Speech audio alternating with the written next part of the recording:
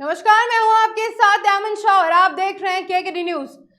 वक्त हो गया इस वक्त की 3 बड़ी खबरों का। रूस ने 11वें दिन यूक्रेन पर हमला फिर तेज कर दिया है। रूस ने देर रात खार्किव पर फिर से हवाई हमले शुरू कर दिए।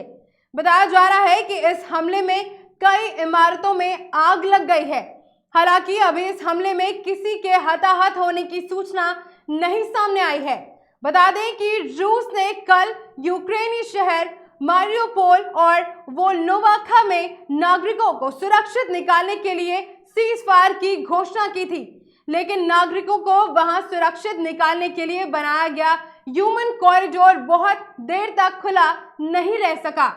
कुछ ही घंटों बाद रूस ने फिर से हमले शुरू कर दिए।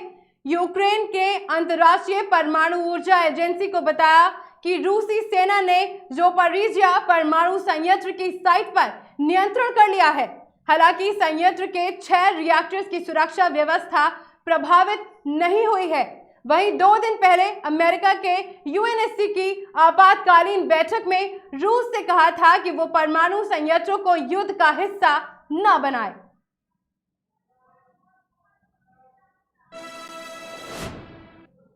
यूक्रेन और रूस के बीच युद्ध को शुरू हुए 10 दिन बीत चुके हैं। इस युद्ध में दोनों देश एक दूसरे के हजारों सैनिकों को मारने का दावा कर रहे हैं। जवानों की सटीक संख्या का पता लगा पाना इतना आसान नहीं होगा।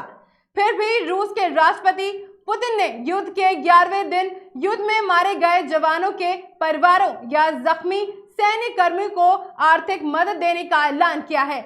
उनकी घोषणा के तहत यूक्रेन के अलावा सीरिया युद्ध में शामिल हुए जवानों और उनके परिवार वालों को भी लाभ मिलेगा।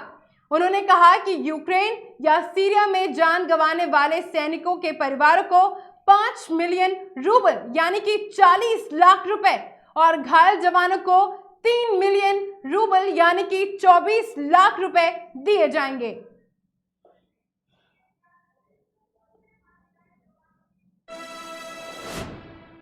रूस के हमले के बाद यूक्रेन में जारी युद्ध को आज सप्ताह भर से ज्यादा हो चुका है और तनाव कम होने का नाम ही नहीं ले रहा।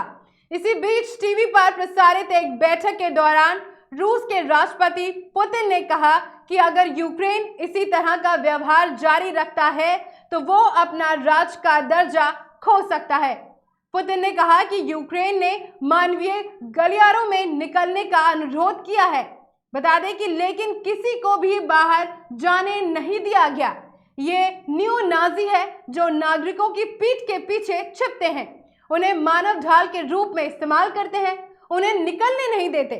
पुतिन ने यूक्रेन में चल रहे संघर्ष पर टिप्पणी करते हुए कहा कि पश्चिमी समर्थकों का दावा है कि मॉस्को में भी कट्टरपंथी हैं, जबकि हमारे सरकार में हमारे पास नहीं है।